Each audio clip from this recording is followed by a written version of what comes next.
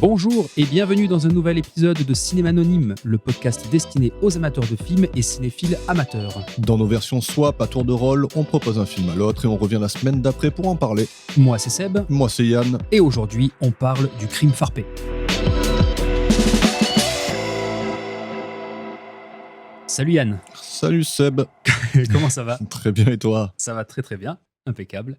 Alors, pour revenir sur notre épisode de la semaine dernière, Paris, Texas, que tu m'avais demandé de regarder, Oui. À la fin de cet opus, je t'ai demandé donc à mon tour de regarder un nouveau film, qui donc est cette semaine Le Crime Farpé, un film de Alex de la Iglesia, qui est un film espagnol. C'est un film qui est sorti en 2005, avec, entre autres, on fait déjà la fiche technique, comme ça c'est bon, ça c'est déjà fait. Donc avec quelques acteurs, on va commencer par Rafael González, interprété par Guillermo Toledo, Lourdes, interprétée par Mónica Cervera. Ils me font déjà tous rire, quoi. Ensuite, on a Don Antonio, interprété par Luis Varela. On a aussi le personnage du commissaire Campoy, interprété par Enrique Villen. Le caméléon. Tout à fait. Et enfin, on aura deux autres personnages, à savoir Alonso, interprété par Fernando Torrero, et Jamais, je ne sais pas comment on dit, interprété par Javier Gutiérrez. Rames. Non. je crois que c'est Rem dans le film, mais voilà. Désolé pour mon accent espagnol. Donc voilà, Le Crime Farpé. Je vais commencer en disant que pour 2 minutes plus tard, je trouvais que la ligne était fine entre la comédie et le drame. Oui. Là, il n'y a pas de ligne. Là, c'est très clair. On est dans une comédie, ouais. Et ça se voit du début à la fin, quand bien même le film évolue. Oui. Et on va y revenir forcément, parce que je trouve ça aussi super intéressant dans ce film, c'est que c'est une comédie qui s'affirme telle qu'elle, de toute façon, on ne peut pas tricher, mais qui insère à l'intérieur de l'intrigue et pendant tout le déroulé du film des codes dérivés de plusieurs genres différents du cinéma, et ça marche. J'ai relevé quelques trucs, on va voir si on parle des mêmes choses. Alors, la première question que je vais te poser, récurrente à tous nos podcasts, est-ce que tu as aimé ce film ? Alors, du moins, qu'est-ce que tu en as pensé ? Disons que la comédie, c'est très simple de savoir si t'as aimé ou pas. Ouais. Si tu t'es marré, c'est que t'as aimé. Exactement. Et je me suis marré. On est d'accord, le film, il coche bien cette case. Ouais, non. Tu rigoles du début à la fin. Du début à la fin. Parce que les acteurs sont fantastiques. Exactement. Voilà. Ça allait être ma conclusion à la fin, mais on peut le dire maintenant. Les acteurs sont fantastiques. Excuse-moi, j'ai pas forcément le nom des acteurs, donc je vais faire référence avec les noms qu'ils ont dans le film. Donc Raphaël et Lourdes. Ouais. Un couple de choc dans la comédie. C'est fantastique. Ouais. Veux-tu un petit synopsis ? Je veux bien, avec plaisir. Alors, on a donc Raphaël, oui, qui est un excellent vendeur. Ouais. Il est ce genre de mec qui pourrait vendre du sable dans le Sahara. Il travaille chez Yeyos. Ouais, exact.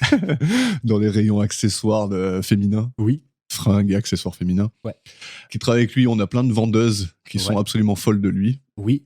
Alors, une petite parenthèse par rapport à ces vendeuses, elles sont toutes castées, c'est toutes des bombes. Oui. les vendeuses, c'est toutes des bombasses. Ouais, ça va vite changer. Oui, c'est vrai aussi. Donc lui, il a une cote au max, donc il se sert ouvertement. Hein. Ouais, et il s'en cache pas du début à la fin du film, il s'en cache pas. Le mec, c'est l'assurance incarnée. Quoi. Ouais. Il le dit même, il dit moi je veux un truc, je le prends. Il passe à côté du kiosque, il prend le journal, il s'en fout. Là.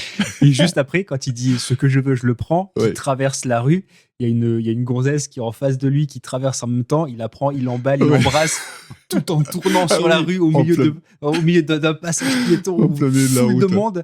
C'est génial, franchement c'est génial. Ça fait rêver. En plus de ça, c'est un ambitieux.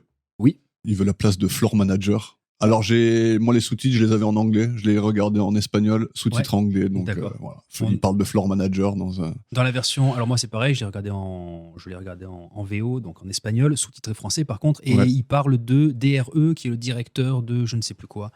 Donc, responsable. De quelque chose. Je ne sais plus. Donc, bon, bref. Ouais, il veut devenir calife à la place du calife. Exactement. Sauf qu'il n'y a pas que lui dans le tableau. Il y a aussi Don Antonio Fragas. Je crois, c'est ça. C'est ça. Qui bosse dans le rayon des accessoires masculins. Oui. Qui lui aussi a une touche. Ouais. Il est fabuleux aussi. Un costard beige, rayé, noir et rouge. C'est. On voit que lui dans les rayons, quoi. Plus une moumoute. Une moumoute improbable. C'est incroyable. Et donc, ce Don Antonio, il va lui shipper la place de floor manager. Exactement. Ça va se passer sur une journée. Ah oui, parce qu'ils sont évalués sur une journée où il doit faire le plus de fric possible. Celui qui fait le plus de fric, il gagne. En fait, depuis le début du mois, ils sont en évaluation. Et donc, il ne reste qu'une seule journée parce que... je croyais que c'était vraiment sur une journée parce qu'ils partent à égalité au début de la journée, non ? Non, en fait, non. Quand on apprend la règle du jeu, en fait, de qui va être choisi, on a appris que sur le mois, il y a eu, je ne sais plus combien de milliers d'euros qui ont été faits de chaque côté. Et donc, du côté de Don Antonio Fragas, il y a un truc, je crois, comme 5000 balles en plus. Donc, lui, il a... Mais ça, c'est à la fin de la journée ? Non. Déjà au tout début de la journée, lui, il a fait 5000 euros de plus. Et donc, il faut qu'il fasse plus que lui pour pouvoir gagner. Voilà, exactement. Et en plus, dans la journée, Don Antonio fait du chiffre. Voilà. Tout tombe à l'eau. Cette scène, elle est fabuleuse. Quand il emballe la femme pour lui vendre un manteau. Là. Une espèce de manteau de fourrure de fou. Quoi. C'est n'importe quoi. Et après... Et il y arrive. Il y arrive, sauf que ça lui donne un chèque en bois. Malheureusement. Et donc, il loupe le poste. C'est ça. Et donc, on a Don Antonio qui devient son supérieur hiérarchique. Il met même pas 10 minutes à lui donner des tâches de merde à faire. C'est ça. Jeter des mannequins au sous-sol. Dans l'incinérateur. C'est ça. J'adore parce qu'une fois, quand il arrive dans la pièce avec les mannequins, il y en a partout, mais genre, il y en a des milliers. Et puis même depuis quand dans un magasin, dans un super mall, il y a un incinérateur en bas avec un mec qui brûle des mannequins. Puis en plus, des mannequins, il y en a combien ? Il y en a 6 millions. Quoi. C'est clair. Partout. Et ils sont tous en mauvais état. Tu te dis, qu'est-ce qui leur est arrivé à tous ces mannequins ? Bref, la bonne caricature, c'est cool. Donc après une journée de ça, les deux, ils ont une discussion dans une cabine d'essayage, pendant laquelle Don Antonio vire Raphaël de son poste pour avoir mal parlé à une cliente, me semble. Ah bah c'est elle, justement. En l'occurrence, c'est la personne commence à l'insulter. Qui ramène le manteau parce que finalement, elle ne pouvait pas le payer, mais elle a quand même l'honnêteté de ne pas le braquer, elle a l'honnêteté de le ramener en disant que c'était en plus une folie et que comme elle n'a pas l'argent, elle le rend. Et effectivement, Raphaël, il la démonte verbalement devant tout le monde, devant les clients et devant les autres employés, et notamment donc devant son superviseur, qui est donc Don Antonio, et qui le prend à part dans les vestiaires. En flagrant délit. Voilà. Il l'amène dans les cabines d'essayage, où ils ont une petite altercation. Et ils se mettent sur la gueule, quoi. C'est ça. Donc Antonio, il enfonce un cintre dans la gorge de Raphaël. C'est ça. Qui riposte en le fixant au porte-manteau qui se trouve dans le... et qui est une mort franchement atroce. C'est con, c'est super con, c'est drôle dans la manière parce qu'en plus ils ont ni l'un ni l'autre la gueule de l'emploi, enfin ils sont en train de se battre. C'est clair. On a deux bonhommes qui ont habillés en costard qui sont hyper maladroits quand ils se tapent, un vieux, un plutôt jeune... un mec middle âge, 40 ans beau gosse, l'autre complètement avec sa perruque et tout, c'est n'importe quoi. Et il finit quand même effectivement accroché sur ce porte-manteau de cabine d'essayage. Mais moi, ça me fait, ça me fait un peu, ça me fait faire la grimace quand je vois ça parce que je sais pas, ça. Viscéralement, moi, ça me fait du mal. Quand je vois ça, je me dis putain, c'est quand même choquant. Comme tu as dit au début, il mélange beaucoup de choses dans ce film, quoi. Donc il y a beaucoup de, donc c'est une comédie, mais c'est une comédie un peu qui y va. Qui a pas peur de montrer des choses. C'est ça. Tant sur le plan sexuel, parce que toutes les scènes où on voit Raphaël qui baise avec d'autres employés, d'autres nanas pendant toute l'introduction, cette grande introduction du film. Qui est top. Je pense que c'est peut-être ma partie préférée du film. L'introduction ? Moi, tout le truc. Déjà, la toute première scène, là. C'est génial. Où tu vois, genre, l'école des vendeurs. Là, et que le mec, il commence à parler d'un mec qui était trop fort, qui lui a vendu des chaussures pendant l'entraînement ou un truc comme ça. Qui lui a vendu un t-shirt de basket. Ah oui, alors que lui déteste le basket. Mais c'est surtout la manière dont il amène la présentation de Raphaël. C'est justement, on a affaire à un prof dès l'ouverture du film qui fait passer un entretien, on va dire, pour voir si les candidats sont de bons vendeurs ou non. Et le mec qui est en train d'être auditionné se prend un 0 sur 100.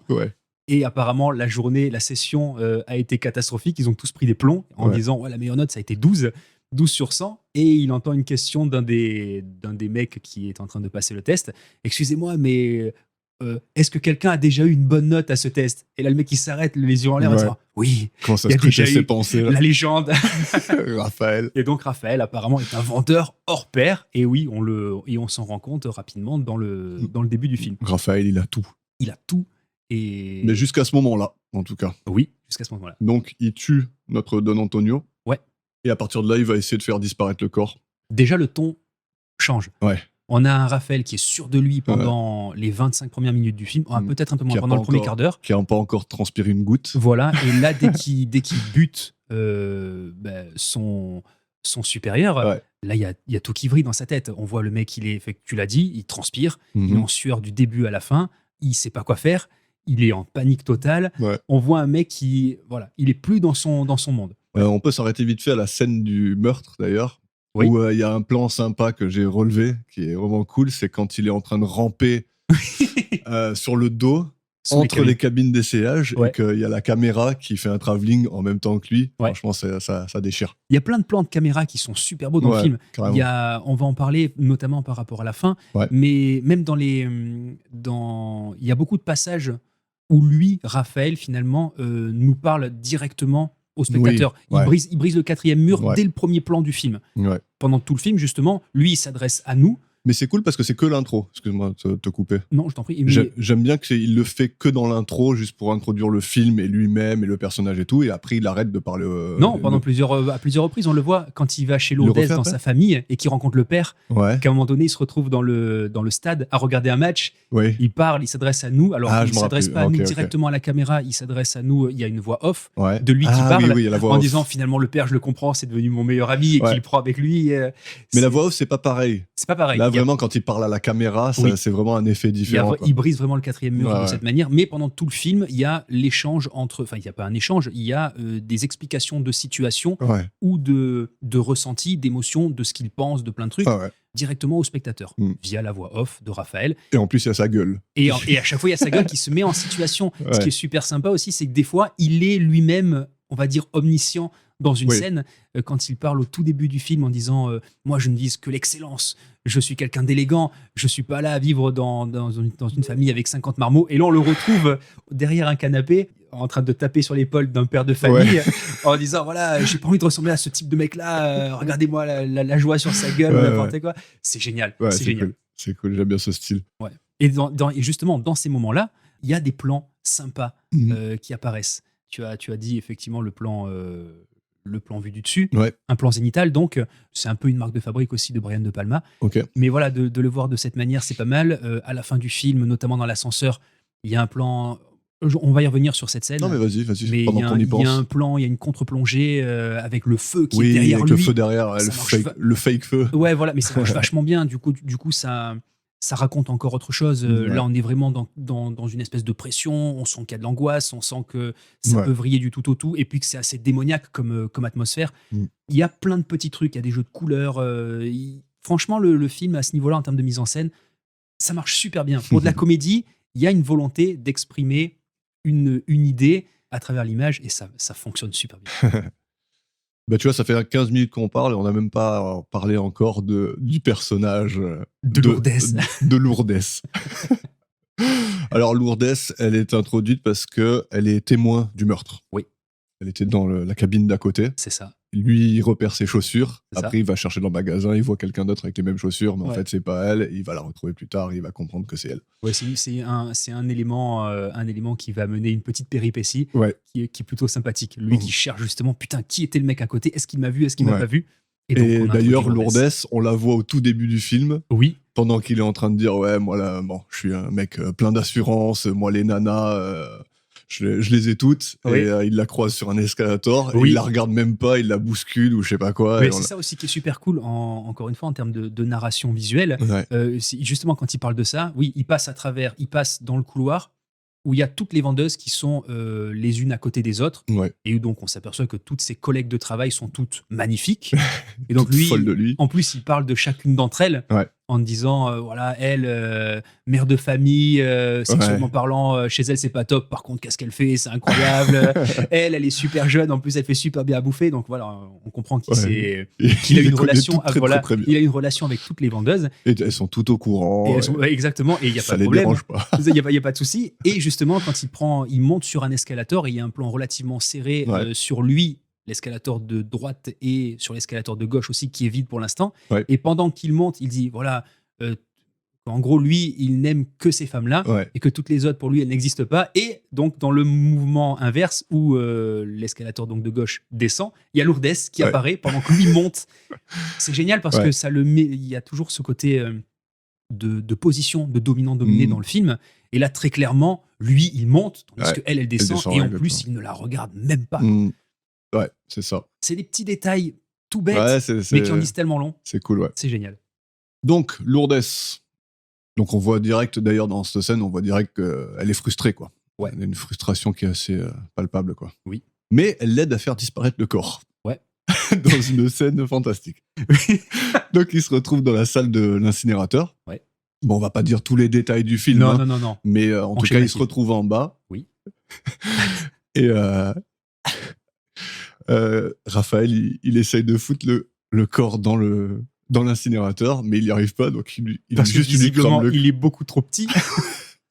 Il n'a pas vu que la porte était trop petite. C'est clair. Et donc, il lui crame juste le haut du crâne. C'est ça. Il commence à être en feu, il le refout sur la chaise et tout. Et là, il se dit, je vais devoir le couper en morceaux. Ouais. Donc, il va chercher un couteau, ou Lourdes, elle va chercher un couteau. En fait, la scène, gros couteau de boucher. Là. Elle est en 2 temps, c'est justement à ce moment-là que le corps disparaît. Ah oui, c'est vrai. Parce que lui, justement, quand il essaye de le foutre le corps dans l'incinérateur, il dit il faut que je le découpe. Il va dans le rayon boucherie ou je sais pas quoi, dans un autre rayon de cette espèce de grand centre commercial. Il prend un gros hachoir énorme et quand il redescend, il n'y a plus rien dans le caddie. Il n'y a plus dans le caddie, effectivement, qui transportait le corps. Il n'y a plus de corps. Ouais. Et c'est là où il commence à dire putain, on m'a volé le corps, qui l'a fait? Et c'est là qu'il commence à chercher. Il repart dans le magasin, il cherche et tout, et là, il la retrouve. Et ils se retrouvent tous les deux dedans. Voilà, parce qu'elle lui laisse un petit message dans la caisse. Ah non, j'ai oublié un truc. Oui, vas-y, pardon. En fait, elle lui laisse, lui, à un moment donné, il cherche le corps, il sait pas où il est le corps, donc il panique. Il se dit, il y a quelqu'un qui m'a vu, qui a pris le corps, qui est cette personne, il ne le sait pas. Ouais. Et le lendemain matin... il faut que je raconte ça. Le lendemain matin ? Je crois que c'est... Non, c'est le soir même, non ? En fait, le soir, lui, il veut foutre le corps, brûler le corps. Ouais. Et le lendemain matin, donc, il y a ses collègues Alonso et Rames, je ne sais pas comment on prononce, qui arrivent et qui disent oui, Don Antonio, il est parti, donc là, il n'y a plus la direction ni rien, c'est un peu compliqué, il a foutu le camp, donc il n'y a plus que toi, il y a peut-être encore de l'espoir, tu peux peut-être reprendre son poste. Donc lui, il est un peu plus confiant en lui, pour lui, du coup, c'est ok, il n'y a pas de corps, donc il n'y a pas de problème, il met un peu donc, de côté son inquiétude par rapport à ça. Donc il reste 24 heures sans savoir où est le corps. En fait, c'est pendant toute la nuit, il essaie de foutre le feu au corps. Et en fait, le magasin réouvre rapidement. Après, le corps, il est perdu. Le corps est perdu, tout à fait. Okay. Et justement, quand il arrive devant la caisse enregistreuse, il y a dans la caisse enregistreuse un petit message à son attention qui lui dit « Je sais tout, et t'inquiète pas, je suis de ton côté, signé ton ange gardien. Okay. Rendez-vous à tel endroit. » Je vais zapper ce petit moment. Ouais, c'est ça. Rendez-vous à tel endroit, à la cafette, et comme ça, on peut en discuter. Et là, il faut que je raconte, parce que je crois que c'est peut-être mon moment préféré du film. Quoi. C'est vrai? Quand elle arrive et qu'elle lui dit où est le cadavre. Ah oui, ça c'est fou, ça. Et que tu le vois dans un rayon en skieur. Là, ça m'a tué. C'était génial. C'était génial. Foutre le corps à la place d'un skieur mannequin, d'un mannequin skieur. Comment il tient, tu sais pas. Et puis ils l'ont habillé, mais c'est vraiment la caricature du skieur, quoi. Il y a des espèces de moon boots pas possibles en fourrure avec un bonnet. C'est les bronzés, quoi. Ouais, c'est génial, c'est génial. Et donc il l'amène dans la salle d'incinération. Ouais. Et donc il décide de le couper en morceaux, sauf qu'il n'y arrive pas. Il n'est pas très doué pour ça. Ah oui, j'aime bien parce qu'il met quand même un petit coup qui fait gicler un peu de sang, mais ridicule, quoi. C'est ça. Et Lourdes, elle lui dit donne-moi ça, va. Et elle s'en occupe. Elle là, commence à lui faire une boucherie là, mais magnifique, quoi. Elle découpe le cadavre comme il faut. Ouais. Et j'aime trop ce moment parce que tu vois pas le cadavre qui est en train d'être coupé, c'est juste la caméra s'est coupée juste en bas. Oui. Et qu'à chaque coup qu'elle met, tu vois des plumes de sa veste de skieur. De son anorak. C'est plus des traînées, plus des giclées de sang, parce qu'elle arrive, elle est complètement, elle est pleine de sang à la fin de la scène de découpage. Ouais. C'est elle le bonhomme de la scène, quoi. Ouais. Et lui, il regarde même pas, il est face à nous, genre face à la caméra. Elle, tu vois qu'elle est en train de découper derrière lui, là, c'est fantastique. Ah, lui, dans cette scène, il est extrêmement mauvais. C'est ça qui est super aussi, c'est que lui, c'est le personnage qui se la pète, qui est un super vendeur que tout le monde adore, mais en fait c'est juste une façade. Le mec, il est bon à rien. Justement, il arrive pas Bon, c'est sûr que c'est compliqué peut-être de découper un corps, j'ai jamais fait ça. Mais disons que son assurance s'est envolée. Quoi, ah ouais, et puis là, il n'y a plus rien. On voit un mec qui pleure, on voit un mec qui se morfond, qui est... Sa coiffure qui part en couille. Il est plus coiffé, il est transpiré jusqu'à la fin du film. Sa cravate, elle est complètement dénouée. Physiquement, tu vois ce qui lui arrive. Quoi. C'est ça. Ouais. Donc, à partir de là, commence le chantage. C'est ça. Elle veut une relation amoureuse avec lui. Oui. Et elle le balance. Voilà. Elle veut une promotion. Oui. Elle veut remplacer toutes les vendeuses du magasin par des moches. Mais par des filles qui lui ressemblent finalement et qui ont l'air d'être ses amies. Qui ont besoin d'une revanche sur la vie. C'est exactement ça. Et elle va les servir. C'est ça. Et ce qui est assez marrant, c'est qu'on a une présentation au début quand Raphaël introduit ses équipiers. Donc on a ses 2 collègues hommes et après il n'y a que des vendeuses femmes. Ouais. Les femmes sont toutes belles, on l'a dit, mais elles ont toutes aussi la même taille. Ouais. Et quand il se balade au milieu de cette grande allée et qu'il présente ses équipes, elles sont toutes belles, elles sont toutes les unes en face des autres, même des taille. Clones, voilà. Lui, il passe à côté en leur serrant la main, en les regardant super classe. Ouais. Et quand on a justement le changement d'équipe, avec une lourdesse qui a placé ses collègues, toutes les filles, elles n'ont pas la même taille, elles sont toutes petites, très maigres, très grosses. Ah ouais, il y en a de toutes les formes. Voilà, avec des grosses lunettes, sans lunettes, avec des sales dents, enfin il y a tous les profils. Et elle rêve de voir le casting de ce film. Quoi. Non, mais c'est génial. Et elle passe au milieu de cette nouvelle équipe et elle leur serre pas la main ni rien, elle leur tape dans les mains, genre c'est des copines d'école, mais primaires quoi. Le contraste est génial. Ouais. Ouais, par-dessus tout, elle veut une relation amoureuse avec lui, quoi. Surtout. Okay, elle lui demande même un peu des relations sexuelles juste après avoir découpé le cadavre. Quoi. Même ouais, c'est exactement ça. Elle, en plus, c'est ça aussi. Lui, là, mais je peux pas. Et puis c'est ça qui est fou, c'est qu'elle le dit, oui, tu ne m'as jamais regardé. Ah, mais tu sais, les équipes, ça va, ça vient, les gens changent. Non, ça fait 10 ans qu'on travaille ensemble. Et il lui dit qu'il est rongé par la timidité. C'est fantastique. Vrai. Donc le chantage commence. Le chantage commence. Donc il plonge peu à peu dans la démence un peu. Oui. Ouais, c'est même une dépression. Ah ouais. Il subit un harcèlement constant. Ah, c'est un harcèlement moral et harcèlement sexuel parce qu'en plus il se fait violer. Il se fait violer dans les cabines d'essayage. Elle ressort, elle est super contente. Elle remet sa petite chemise, l'autre tu vois qui sort tout débraillé. Ah ouais. C'est presque, ça a été un supplice pour lui. Franchement, elle a la tête de l'emploi, elle, mais elle le joue, son rôle, elle le joue super bien. Elle a l'air démoniaque rien que dans son regard. Elle passe d'un état à l'autre. C'est incroyable. Elle est trop forte. Suite à ce harcèlement, il commence à réfléchir à comment il pourrait se débarrasser d'elle. Enfin, c'est ce qu'on pense. Oui. Voilà. Et il réfléchit au crime parfait. C'est ça. Ou farpé, comme on veut. Le crime parfait. Et il va faire ça avec l'aide du fantôme de Don Antonio. Là aussi, à partir du moment où on voit Don Antonio qui revient d'entre les morts, le film il a rebasculé encore une fois. Ouais. Mais c'est trop bien. Il rajoute une couche. Mais c'est trop bien. En plus, ce qui est super cool, c'est qu'au début, il apparaît, il est vraiment fantomatique. Ouais. Donc il est légèrement transparent, il est tout verdâtre. En plus, il a le hachoir sur la tête, je crois. T'as que la tête, je crois. La première apparition, il y a que la tête avec le hachoir planté dedans. sur le bar, là, il est en train de parler. Exact. Donc ça déjà, c'est génial, c'est lunaire comme passage. Ouais. Juste après, on le voit fantomatique. En train de parler, et plus on le voit, plus il est sapé n'importe comment. Ouais. Son habit il change, à un moment donné il habille en espèce de mec de fanfare avec des épaulettes et tout. C'est n'importe quoi, génial. Mais c'est trop fort. C'est un délire, quoi. Ah ouais, c'est un vrai délire. Ouais. Il a la tête qui fume, tout ça, quoi. C'est fantastique. Et donc il essaye d'élaborer son plan, et son plan finalement c'est de faire croire à sa propre mort. C'est ça. Il va faire ça dans une scène épique dans le magasin auquel il va mettre le feu. Oui. Alors tu vois l'élaboration de son plan, où il commence à toucher la pancarte qu'il y a dans le magasin et tout, dont il va se servir pour faire un genre de plongeoir dans l'ascenseur. Il va sauter dans l'ascenseur, atterrir sur le plongeoir, retirer le plongeoir. Et après, il a foutu un cadavre tout en bas de l'ascenseur pour faire croire à sa mort. Exact. Et voilà. Et après, il part refaire sa vie. C'est ça. On a raconté tout le film. On a raconté tout le film dans les très, très, très grandes lignes. Il y a plein de passages qu'on n'a pas abordés. Ouais. Celui, par exemple, de la Grande Roue, avec une tentative de meurtre qui, au final, il ne va pas aller jusqu'au bout. Non. Franchement, c'était un mauvais plan, ça, quand même. C'était un mauvais plan parce que tout le monde le regarde. Voilà, cette scène aussi, elle est géniale. Pareil, la scène d'introduction de la famille de Lourdes. Oh là là, alors la famille de Lourdes, c'est magistral. Ouais. Cette famille, elle est incroyable. Tout le monde, le père, la mère, la fille, la sœur, pardon. C'est la famille Addams, mais en bien pire. Oh, mais la sœur, elle est incroyable. La sœur, elle a 8 ans. Elle parle de viol et tout. Je suis enceinte, on m'a violé. N'importe quoi. C'est abusé. En plus, elle aussi, dans son regard, tu vois tout. Tu vois l'enfer dans son regard. C'est l'exorciste, mais. C'est génial. Comme elle parle à sa mère, c'est juste hallucinant. Ah oui, quand elle commence à parler de viol et tout, que sa mère elle commence à lui dire ouais, arrête de mentir et tout, qu'elle sort un couteau et tout. C'est ça. Pendant que le père il est là en train de regarder. Le père il dort. Ouais, le père il dort. Ouais, il dort tout le temps. Le père il ne fait que dormir. Il dit pas un mot. Ouais, mais c'est tout ce que le film essaie de nous expliquer finalement. C'est tout ce que Raphaël ne veut pas, c'est-à-dire une vie de famille qui t'impose des responsabilités que t'as pas spécialement envie d'endosser, et puis des comportements familiaux qui peuvent te faire sortir complètement de qui tu es. Le père, il est endormi du début à la fin. Alors, à chaque fois qu'on le voit, en tout cas, il pionce. C'est révélateur de ce que lui pense du mariage et de la vie de couple. C'est un truc qui te tue. C'est une petite mort.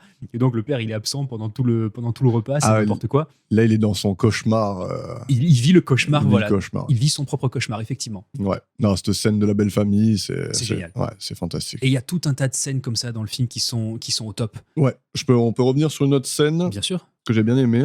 Celle où, justement, il voit toutes les nouvelles vendeuses, là. Ouais. Et que quand il rentre, il les voit elles sont toutes en train de ricaner de façon un peu démoniaque. Là, il devient un peu fou. Et il y a une genre de technique de filmage, je sais pas si tu vois ce que je veux dire. On voit la caméra, elle est accrochée à lui. C'est ça.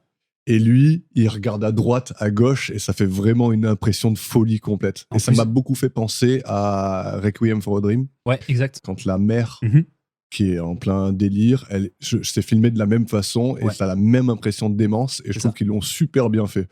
Vraiment, tu as vraiment l'impression que là, il devient fou, quoi. Avec tout le monde qui rigole autour de lui, il regarde un coup à gauche, un coup à droite, c'est presque, dans un film qui est censé être comique, c'est presque alarmant, quoi.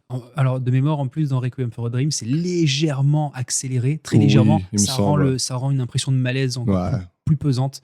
Mais dans ce film, dans le Crime Farpé, il y a à 2 reprises ce procédé. En plus, il y a la caméra qui tourne autour de lui. Ah non, il y a pas à ce moment-là, mais il y a lui qui tourne. Et donc, on voit tout le décor qui tourne autour de lui. Et il y a un autre moment, un plan inverse, où en fait, c'est la caméra qui se met à tourner autour de lui. C'est quel moment, ça ? C'est justement c'est plus ou moins le même moment. C'est en fait quand il est en pleine réflexion, quand il est dans son inquiétude la plus totale, qui commence à stresser, quoi. Il y a la caméra qui commence à tourner autour de lui, et puis en plus qui accélère. Ça marche bien, c'est des effets qui te montrent l'angoisse du personnage. Donc non seulement ça se lit sur sa gueule, mais en plus la mise en scène te le prouve encore plus, appuie sur ce truc-là. Cette scène elle est cool. Il y a plein de scènes dans ce film qui marchent, qui sont vraiment sympas. T'en as une autre que tu aimerais sortir ? Juste avant de rentrer dans l'analyse un peu plus du film, ou en tout cas de ce que le film essaie de nous raconter, il y a un passage qui est super important, c'est la demande en mariage. Oui, à la télé. Voilà, exactement. Puisque l'on voit, lorsque Raphaël est invité donc, chez les parents de Lourdes, parce que Lourdes, justement, maintenant, pour elle, c'est son mec. De toute façon, on ne lui laisse pas le choix. C'est soit lui accepte toutes ses conditions, soit le balance au flic. Avec un flic qui, mine de rien, se pose des questions en disant tous les deux, là, c'est pas normal qu'ils soient ensemble. Lui qui est super classe, super élégant, super orgueilleux, tout ce que l'on veut, le mec il est narcissique au maximum, il est avec quelqu'un qui est tout ce qu'il y a de plus banal et qui est même pas top du tout, donc en termes d'image ça colle pas. Pour lui il y a un truc autour de ces 2 bonhommes. L'histoire du meurtre elle est plausible. En plus il les suit et tout, ils font tous les 2 des trucs bizarres et tout. Et lui, il se pose des questions en disant mais qu'est-ce qu'ils font ? C'est pas normal qu'ils fassent ça. Quand il est en train de sauter sur le plongeoir là, dans la piscine, là, tu dis mais qu'est-ce qui leur arrive, quoi. Lui, il se pose énormément de questions. Mais bon, bref. Donc, quand on a Lourdes qui présente Raphaël à ses parents, à un moment donné, ils se retrouvent tous sur le canapé en train de regarder une télé-réalité de demande en mariage. Et on a une situation qui nous est présentée à travers l'écran qui est assez particulière, où on voit une femme habillée tout en robe de mariée qui va demander à son mec s'il veut l'épouser pendant son boulot. Et en l'occurrence, c'est un garagiste. Et on voit un journaliste avec un micro, le micro en forme de cœur, qui va le voir et qui lui pose 50 000 questions du type « Alors, vous allez dire oui, alors c'est l'amour de votre vie, etc. » Et on voit un mec qui est complètement perdu en disant « Mais là, je suis en train de travailler, c'est pas le moment. Ah oui, c'est exact. pas bon. Et on voit Raphaël qui est là en disant mais c'est horrible ce truc-là, c'est abominable. Et on a la famille de Lourdes qui adore cette émission et qui trouve ça génial et c'est les plus belles histoires d'amour qui existent, alors qu'en fait c'est voir ça à la télé, c'est lamentable. Ouais. Et en plus la manière dont ça se passe, c'est tout sauf charmant, sauf romantique. Ouais. C'est une prise en otage le truc. C'est ça. Et c'est exactement la demande en mariage que va subir Raphaël en arrivant un matin au boulot. Lourdes est habillée en robe de mariée, avec le même journaliste, le même chroniqueur qui débarque avec son micro et qui va voir Raphaël. Alors, c'est le plus beau jour de votre vie. Et là, le mec, il est complètement lessivé. Le mec, on voit qu'il... Sur le coup, je croyais que c'était un rêve, moi. Mais, moi aussi, au début, la première fois que j'ai vu le film, je me suis dit, ouais, mais il est en train de rêver. En fait, non, c'est exactement ce qui lui arrive. Là, le mec, il se décompose. Quand il voit ça, sa vie, elle est complètement anéantie. Ouais. On voit très clairement que le mec aimerait faire tout et n'importe quoi à ce moment-là, sauf vivre cet instant. Ouais. Et c'est génial. Ah, c'est tout ce qui lui arrive, c'est aux antipodes de ce qu'il veut, quoi. Ouais. C'est l'enfer, quoi. Tu voulais nous dire quelque chose sur, je sais pas, sur le sens un peu plus profond de ce qu'ils essaient de nous dire ou... Ouais, parce que mine de rien, depuis tout à l'heure, cette espèce de grand résumé du film qu'on est en train de faire, on rigole bien. Ouais. Vous avez compris que le film nous a fait rire, que le film est drôle, mais le film a l'intelligence de parler de plusieurs choses. Et en plus, ce sont des points qu'il aborde, je trouve, de manière intelligente, tant dans le discours que dans la manière de nous les présenter. Un des premiers points, en tout cas le plus important que ce film aborde, c'est le sujet du consumérisme. Pendant tout le film, déjà, on a affaire à un vendeur, à des vendeurs, dans un grand centre commercial, ouais. Mais le côté commerce poussé et aussi l'achat compulsif de la part des clients, c'est un truc qui est mis en avant. Ouais. Et c'est un truc qui est bien foutu. Alors, c'est pas fait très subtilement, mais il y a des plans. Par exemple, le matin, quand le magasin s'ouvre, ah oui, quand les gens qui se ruent dans les... Voilà, on a les magasins. À l'ouverture du magasin, sur ces portes vitrées, avec la sécurité derrière, il y a une foule incroyable à chaque fois. Et dès que les portes s'ouvrent, les mecs courent, bousculent tout le monde, se marchent dessus. Le pire, c'est que ça, c'est même pas une caricature, quoi. Non, mais ça nous est présenté dans ce film qui est une comédie où en plus on est dans un centre commercial où on vend des fringues. Mais c'est pas des fringues de luxe, c'est un centre commercial qui est même un peu cheap, Lafayette, quoi. Ouais, voilà, mais même il est plus cheap que les Galeries de Lafayette. Je dis pas que c'est cheap les Galeries de Lafayette, mais il y a quand même des manteaux à 12 000 balles. Ouais, mais en fait dans cette espèce de grand magasin, ils vendent de tout, même des conneries. T'as des chambres à coucher, t'as des fringues, t'as des ustensiles de cuisine. Ça mélange de toutes les merdes. Ouais, exact. mais ça te montre aussi à quel point le film, en tout cas, met le doigt sur ça, à quel point on est prêt à acheter de tout et de manière vraiment, je répète le mot, compulsive. Juste pour combler un vide ou juste parce qu'à un moment donné, acheter, parce que c'est bien d'acheter, parce qu'il faut acheter, parce qu'on nous demande d'acheter, parce que à chaque fois, il y a tous ces trucs-là qui sont mis sur le tapis. Ouais. Je fais un petit parallèle avec le père de famille, le père de Lourdes, qui lui, il a une pièce, Lourdes et la mère de Lourdes montrent à Raphaël que le père a une passion, c'est d'acheter tout ce qui est miniature. Et il y a toute une pièce qui est remplie de plein de merde. Et en fait, elle le dit, tout ce qui passe à la télé, de petits trucs comme ça que tu peux acheter au tabac chez ton marchand de journaux, le père en fait collection. Ça te montre aussi déjà un problème qu'on a nous, c'est-à-dire à quel point on est capable stupidement d'acheter rien, quoi. Je suis coupable. Ouais, mais on l'est un petit peu tous. On a un peu tous des passions qui nous animent ou des trucs qu'on apprécie et du coup on est assez tenté d'acheter quelque chose du moment que ça nous plaît. T'as des passions dans lesquelles t'as mis beaucoup trop d'argent? J'avais des passions, je dis au passé, parce que je les achète plus, parce qu'à un moment donné, je me suis rendu compte que acheter des trucs pour qu'au final ça termine dans des boîtes à chaussures, autant pas les acheter. Voilà, ça n'a pas de sens. Je peux le dire au micro, j'ai aucun souci. J'avais une grosse période manga il y a longtemps et pendant des années, à partir de mon adolescence jusqu'à très tard, j'ai acheté des figurines, des trucs comme ça parce que c'était cool de les avoir dans ma chambre, sur ma bibliothèque, c'était sympa. Puis à un moment donné, j'ai déménagé et puis elles sont restées dans la boîte à chaussures. Donc, bon. Mais voilà, je plaide coupable sur ce truc-là d'avoir acheté à un moment donné tout un tas de trucs sur le cinéma, tout un tas de trucs sur des séries, des animés, parce que j'adore ça, quoi. Ouais. Et le film, donc, nous met le doigt quand même sur ça, sur cette obsession d'achat et sur cette obligation d'achat. Ouais. À un moment donné, dans le film, Raphaël parle ouvertement à Lourdes en lui disant, c'est justement à un moment donné, il est en train de l'étrangler, il est en train de la taper pour la buter parce qu'il en a marre d'elle, dans une scène qui est fantastique, déjà visuellement. Donc c'est la fameuse scène où il est dans l'ascenseur filmé en contre-plongée avec le feu derrière lui. Donc c'est là où tu as toute la rage qui explose du personnage, mais lui, il le joue super bien. Tu vois que là, le mec, il se décharge de toute sa frustration, de tout ce stress qui l'a accompagné pendant tout le film. Et dans un monologue qui déchire, il lui dit je t'ai jamais aimé, t'es moche, t'es invisible pour tout le monde, mais c'est pas ta faute, c'est pas la mienne non plus, c'est comme ça, dans les magazines, à la télé, toutes les personnes qu'on voit, elles sont belles, c'est pas les mêmes que toi, et on nous pousse à ce truc-là. Et donc, il y a un discours anti-consommation et surtout qui va à l'encontre de l'image qu'on nous vend tout le temps. Et c'est vrai, quand on voit un magazine, t'as des gens qui sont tous beaux, t'as des gens qui sont tous bien sapés, et on est pris dans ce truc-là de consommer de l'image. Les réseaux sociaux en sont les premiers vecteurs aussi, quoi. Qui est un des thèmes principaux de Fight Club, par exemple, aussi. Par exemple. De la masculinité, à quoi ressemble la masculinité. Bon, là, en l'occurrence, c'est plutôt la féminité. Oui, mais c'est très différent, puisque Fight Club se bat. Le propos du film, ce sont des personnages qui vont contre ce système, alors que dans Le Crime Farpé, le réalisateur le dénonce, mais te montre des personnages qui embrassent cette société-là. C'est la réalité, quoi. Et c'est la réalité, c'est exactement ça. Après, dans Fight Club, ils se battent contre ça, mais au début, ils sont seuls à se battre contre ça. Ils sont que deux, et puis après, il y a d'autres mecs à leur cause. Mais là, c'est tout l'inverse. T'as un mec qui ne vit que pour ça, que dans l'élégance, que pour briller, parce que c'est ce qu'il aime. En plus, il le dit. Moi, il est présenté comme héros, en plus, quoi. Et il est présenté comme le protagoniste. C'est le protagoniste, mais c'est le héros il est présenté comme héros, exactement. Mais même quand à un moment donné, il parle, il dit « Moi, je sais exactement ce que je veux ». On a une petite ellipse où on le voit dans un magasin de bagnole en disant « Je veux ce modèle de voiture, 40 000 €, tant de km/h, un GPS incorporé ». Pas top, la voiture, en plus. Non, la voiture, elle n'est pas GG, mais voilà, le mec qui te raconte de manière... C'est une publicité qui te fait du produit. Voilà, il te présente toutes les choses comme étant des marchandises qu'il connaît sur le bout des doigts. Tu vois très clairement que le mec ne fait que réciter ce qu'il a lu dans un magazine ou ce qu'il a entendu à la télé, bêtement. Et en plus, avec le produit, il n'est pas GG. Mais tu vois que le mec, il connaît tout par cœur.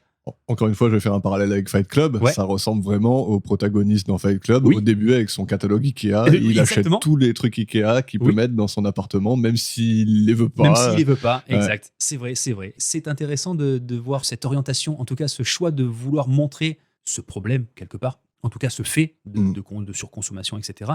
Un film qui le combat dans son propos et qui le combat visuellement, et un autre film qui raconte des choses croisées. Je te montre un truc, mais en fait, je veux te faire comprendre autre chose. Et pour ça, je trouve que Le Crime Farpé le fait parfaitement bien. Bravo. Il y a un autre point qu'on peut aborder, en tout cas que le film aborde, c'est le rapport à l'autre dans tout le film. Alors, je sais pas, j'ai pas gratté à ce niveau-là, je ne sais pas quelle était la volonté du réalisateur, mais à chaque fois, on a des personnages qui sont dominants, des personnages qui sont dominés. Donc ça, c'est classique dans tout le cinéma. On voit très bien que Raphaël, au début du film, c'est le macho de service. Il domine tout le monde. Il domine tout le monde. À la fin, c'est juste une sous-merde par rapport à son stress, par rapport à tout ça. Il y a aussi une chute du personnage au niveau professionnel, au niveau hiérarchique. Même si il reprend le poste qu'il a tant espéré avoir avec la disparition de Don Antonio, il se fait très rapidement doubler par Lourdes, qui lui met la main dessus et qui en fait de lui sa chose. Mais voilà, ce rapport dominant-dominé, et on a aussi, et c'est surtout ça, je trouve, qui est plus mis en avant dans le film, c'est le rapport à la famille.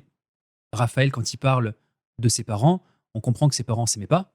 À un moment donné, il en fait très rapidement une petite allusion. Quand on voit les parents de Lourdes, on voit des parents qui subissent la vie de leurs enfants et qui, en fait, il n'y a rien. Ils sont dans une maison qui est vachement sombre, qui est toute étroite. Toute petite, avec de la tapisserie sur le mur, c'est pas convivial, c'est pas accueillant, c'est pas chaud, comme c'est même tout l'inverse. On a l'impression de voir des gens qui attendent juste de mourir, quoi. C'est lugubre. C'est ça. Raphaël aussi, d'ailleurs, même s'il se présente comme étant le mec qui sait ce qu'il veut, qui veut tout, il vit dans une piole qui est toute pourrie, qui est à moitié peinte sur les murs, mais de manière complètement crade en plus. Il le dit, oui, c'est juste temporaire, mais en fait, c'est parce que t'es qu'un pauvre mec. C'est l'apparence. T'es qu'un pauvre type.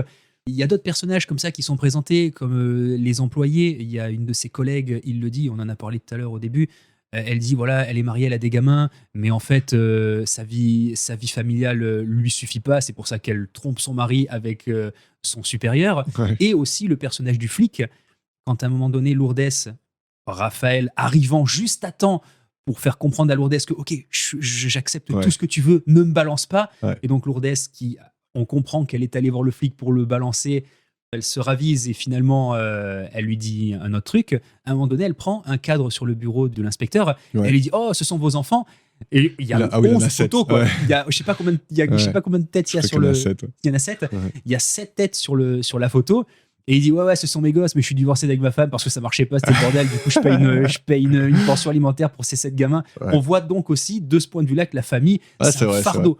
C'est un thème récurrent dans tout le film. Voilà, c'est le mot le mot est juste. En plus, voilà, la famille est un fardeau.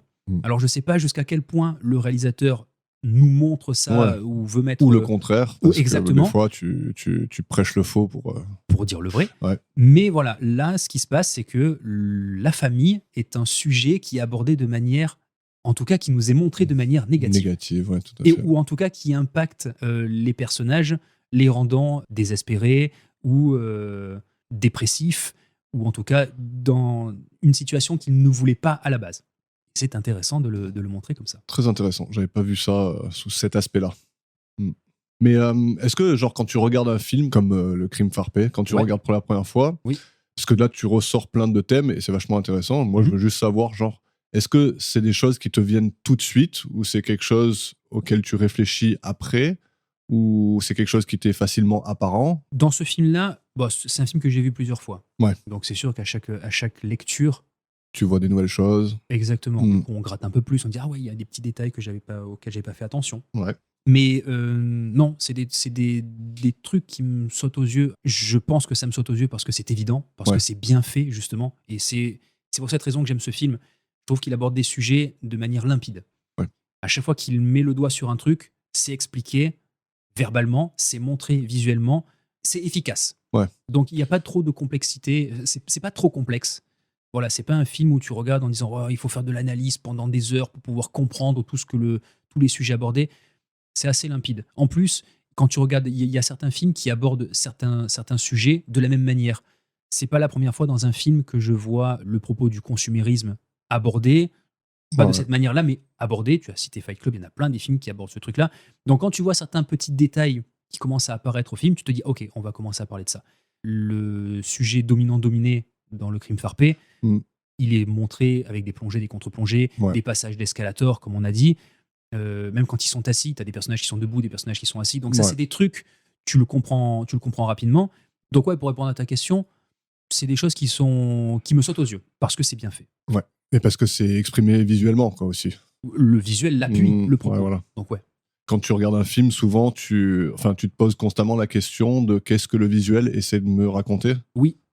C'est quelque chose qui, déjà parce que ça me plaît, parce que pour moi, une fois de plus, le cinéma, c'est ça, c'est raconter quelque chose par l'image. Donc forcément, je vais pas dire que j'analyse chaque film que je regarde, mais je m'attarde sur ça. Comme tu as une bonne connaissance sur la technique du cinéma, je pense que c'est un peu comme quand tu sais faire quelque chose bien ou que tu as des bonnes connaissances dessus, tu vois un peu l'envers du décor et les intentions qui sont derrière, quoi. Ça, c'est intéressant, c'est cool de... Tu vois, là, tu as relevé des choses que moi, en regardant, je me suis marré. Et alors, quand tu me parles de... Je comprends tous les thèmes dont tu me parles, le consumérisme et tout ça, tu vois. Mais c'est vrai que, après, c'est peut-être parce que tu l'as vu plusieurs fois et que forcément, tu y as plus réfléchi. Tout à fait, bien sûr. En tout cas, c'est intéressant, je trouve. Il y a aussi d'autres sujets que le film aborde, notamment le semblant et le faux semblant. Pendant tout le film, on a affaire à... Voilà, l'apparence. Pendant tout le film, on a des personnages qui se montrent d'une certaine manière et qui, en fait, au fond d'eux, sont complètement différents. Raphaël, c'est le plus... Raphaël et Lourdes, de toute façon, c'est exactement ça. On a un personnage très fort au début qui devient très petit à la fin du film, et inversement, on a un personnage qui est complètement invisible au début du film. Et qui finit en Lady Gaga. Exactement. Je sais même pas si Lady Gaga, à l'époque, existait déjà, en tout cas, était déjà aussi reconnue qu'aujourd'hui. Je sais pas. 2005 le film. 2005 le film. Faudra regarder. Mais effectivement, à la fin, c'est Lady Gaga. Elle a du style et tout, quoi. Et en plus, ça lui va super bien. Ah ouais. Et ça lui va super bien. C'est une bombe à la fin. Je reviendrai sur cette scène de fin. Très bien. Mais pour parler de l'apparence, l'apparence, on en a parlé. L'appartement de Raphaël, il est dégueulasse, alors que lui, il se la pète. Chez la famille de Lourdes, c'est pareil, c'est super sombre.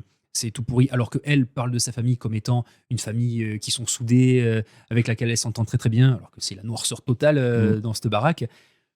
Et tous les autres personnages aussi qui sont autour de lui, il y a toujours ce côté montrez-vous sous un autre jour, vous n'êtes pas comme ça, mais il faut se présenter de cette manière, c'est le meilleur moyen d'exister, de vivre. On le voit au tout début avec le casting pour devenir commercial. Ouais. Bon, là, c'est ni plus ni moins qu'une évaluation sur de la force de vente.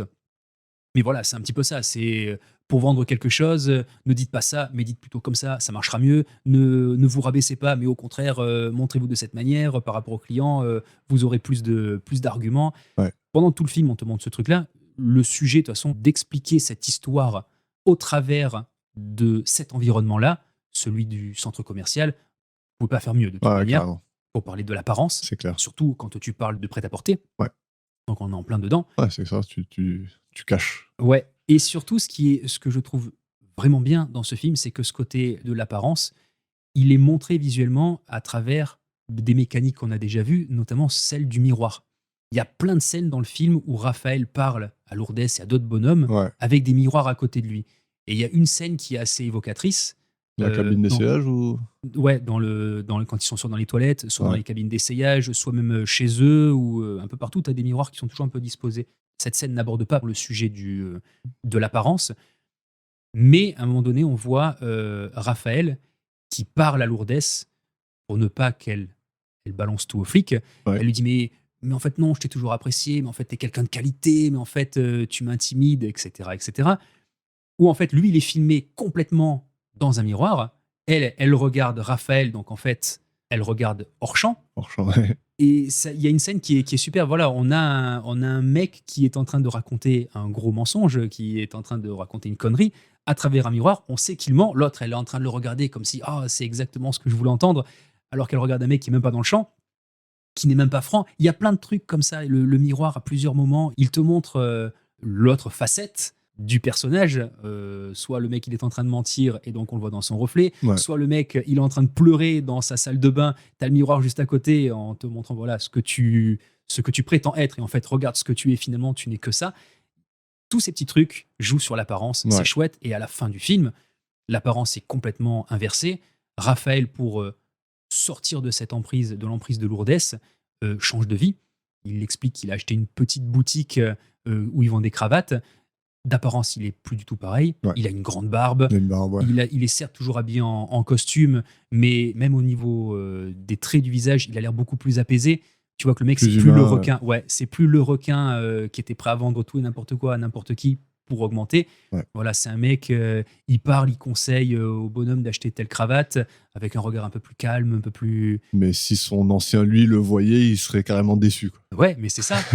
Et au final, c'est ce qu'il dit. Il dit, dans le discours en voix off adressé au spectateur, finalement, j'ai choisi une vie beaucoup plus simple, donc voilà, je fais ça, peut-être qu'un jour j'aurai une deuxième boutique. Il est plus dans la force de vente, mais tu sens dans cette voix-là, en tout cas dans la manière, je sais plus exactement ce qu'il dit, mais tu sens que c'est un échec dans sa vie, mais qu'il l'a accepté pour sauver sa peau. C'est pas ce qu'il voulait, mais finalement, fatalité. Voilà, c'est de la fatalité. J'endosse le fait d'être devenu quelqu'un de médiocre parce que finalement c'est bien, alors qu'en fait tu te dis il peut même commencer à se raconter des histoires pour se sentir mieux. Pour se sentir mieux, alors qu'en fait tu te dis regarde comme tu as l'air mieux maintenant, physiquement tu as l'air déjà vachement plus sympa. Ça c'est justement, c'est un thème, ça va avec l'apparence, mais c'est un thème, en fait tout est question de perspective, quoi.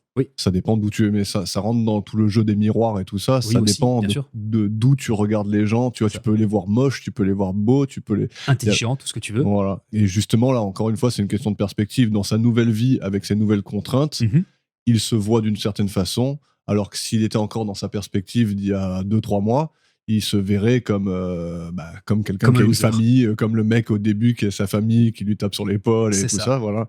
Ouais, c'est intéressant. L'apparence, pour terminer sur ce sujet, tout est lié finalement. On apprend à un moment donné dans le film que Lourdes aime les clowns. Oui. Elle aime les clowns, elle vient avec ses petits panneaux, genre des clowns dessinés. Là. Elle achète des panneaux pour décorer leur appartement, qui sont des clowns tristes en plus, et ils sont pas spécialement beaux, il y a rien d'exceptionnel là-dedans, quoi. Donc on apprend qu'elle aime les clowns, et à la fin du film, quand Raphaël dit que finalement il a acheté une petite boutique pour se retirer de ce gros business et qu'il est très content comme ça, on voit en face, dans le grand mall, que Lourdes, c'est devenu la big boss. Donc elle débarque en mode Lady Gaga avec 50 000 journalistes autour d'elle. C'est la femme du moment, quoi. Et effectivement, on comprend qu'elle a instauré cette mode de s'habiller en clown. Et donc dans la rue, on voit des clowns partout. C'est ça. Des gens qui ont des grands pantalons à carreaux, des grands nœuds papillons colorés, des perruques vertes, etc. Elle a établi une mode. Elle a créé une mode. Elle, la petite vendeuse toute pourrie du début dans l'escalator.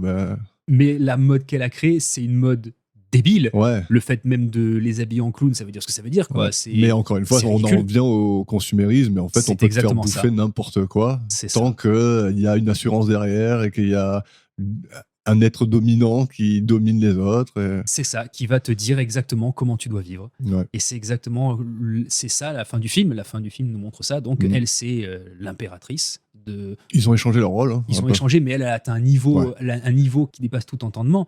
Comme tu disais, elle a créé la mode. Les gens, du coup, s'habillent de cette manière, même s'ils sont parfaitement ridicules. D'ailleurs, à un moment donné, le fantôme de Don Antonio est assis sur le trottoir à côté de Raphaël. Et de toute façon, c'est une mode, ça ne durera pas longtemps. Dans 3 mois, on passera à autre chose. C'est ça. Parce qu'effectivement, on va consommer différents trucs au fur et à mesure. C'est une satire de la société. C'est une satire de la société de consommation, mais sous ses apparences, parce que ça y va avec des gros sabots. Là, il n'y a rien de subtil. Là, il n'y a rien de subtil. Mais sous cet aspect-là, on est dans une comédie, on peut se permettre de pousser les potas au maximum, et le film le fait très très bien.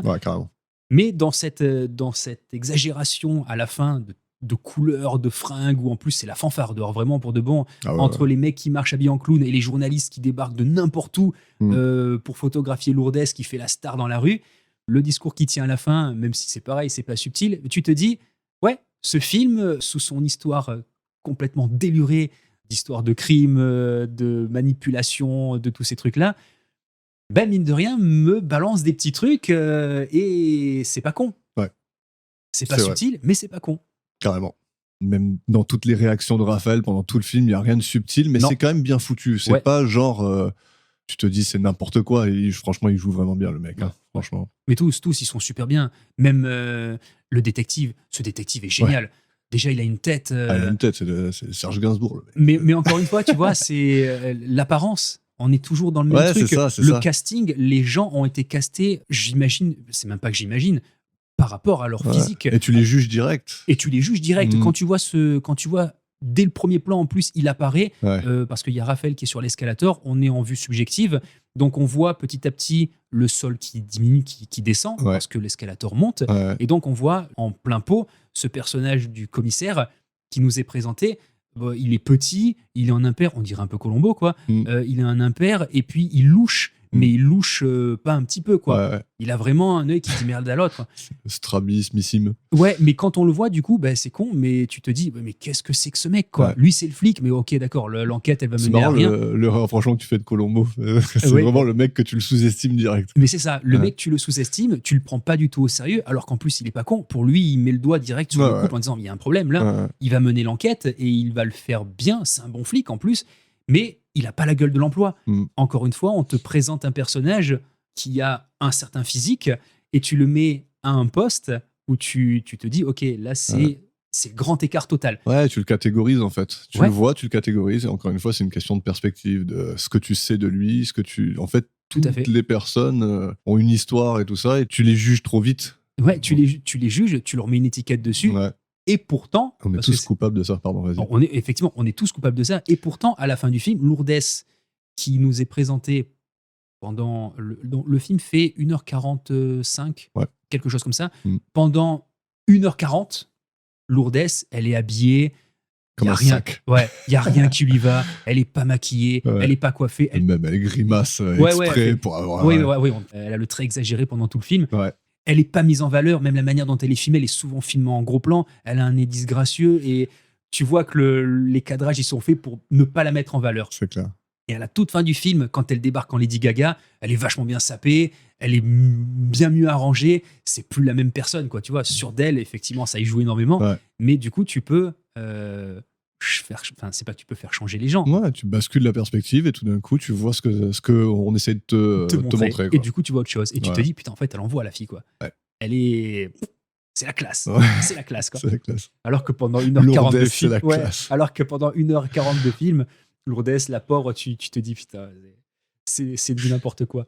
C'est génial, voilà. Cette apparence, à chaque fois, qui est mise en image, ça fonctionne super bien. Ouais, c'est cool. Avant de boucler, je vais revenir quand même sur 2 petites scènes que j'aime bien. Juste 2 petits moments qui sont cool. Ouais. Et à un moment donné, il est sur Raphaël, il est sur le canapé. Oui. Chez lui, chez Lourdes, c'est lui, quoi. Oui. Et il est avec le fantôme de Don Antonio. Ils sont en train de bouffer ou je sais pas quoi. Du popcorn. Ouais. Et t'entends Lourdes qui arrive, qui commence à ouvrir les portes, ils commencent à tous les deux, même le fantôme, il commence à ranger. Ça. Et elle, quand il rentre, il est là avec son petit clown. Miniature. Miniature, il est en train de le caresser comme ça, et il regarde son film, genre complètement apeuré par la femme qui est en train de rentrer. Et après, un peu plus tard, il y a un petit moment où tu vois, genre Lourdes, elle est à poil dans son lit. Oui. En sous-vêtements, quoi. Oui. Allongée. Oui. Et après, la caméra... Elle se déplace. On voit dans la salle de bain. Et lui, il est tapis dans un coin, là, genre en position fétale, en train de pleurer. C'est ça. Fabuleux. Non, excellent. Donc, un bon moment. C'est un sacré bon film. Et on le répétera encore une fois. C'est un film qui est hyper divertissant. Mmh. Pour le coup, il remplit le contrat de nous faire rire. Carrément. Du début à la fin. Ouais. Mais... c'est un film qui nous raconte des trucs derrière, qui le fait bien, intelligemment oui, subtilement non, mais qui le fait très très bien. Carrément. Qui a un véritable propos, qui le tient, même plusieurs petits propos qui gravitent autour. Et ouais, c'est un film que j'encourage à regarder. Si vous connaissez pas les films d'Alex de la Iglesia, regardez-les. Il y a toujours un gros pic sur plein de trucs. Et j'ai vu une petite anecdote, c'est que tous les clowns à la fin, ce sont des fans du réalisateur. C'est vrai.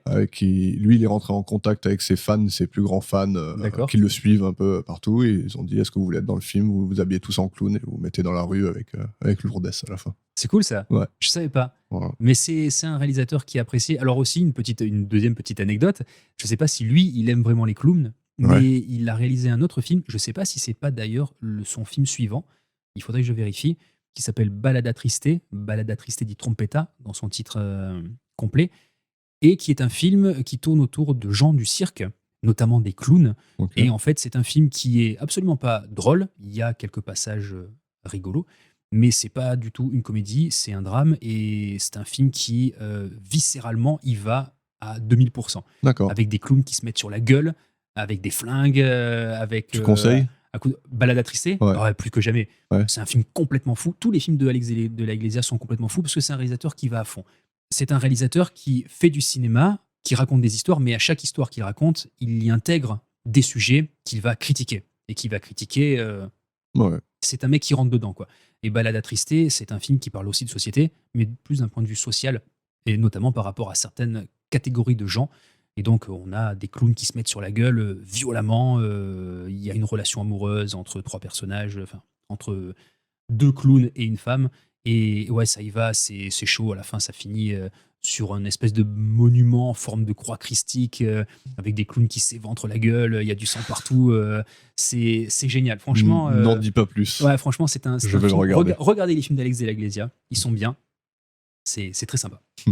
Avant de boucler l'épisode, tu voulais revenir sur autre chose ou pas? Ouais, non, c'était juste, il y avait un plan, un point qu'on n'a pas abordé. On en a parlé très très vite au tout début en disant que le film, malgré son fil comique qu'il suit du début à la fin, il y intègre des codes issus d'autres styles de films. Alors on a à un moment donné le thriller, plutôt le côté un peu angoissant, avec des musiques un petit peu au violon, comme on pourrait voir dans les films de Hitchcock, quand il est en train de préparer justement son crime, le fameux crime parfait qu'il veut faire. D'ailleurs, ce qui est assez drôle, c'est que le titre vient de là, le titre du film.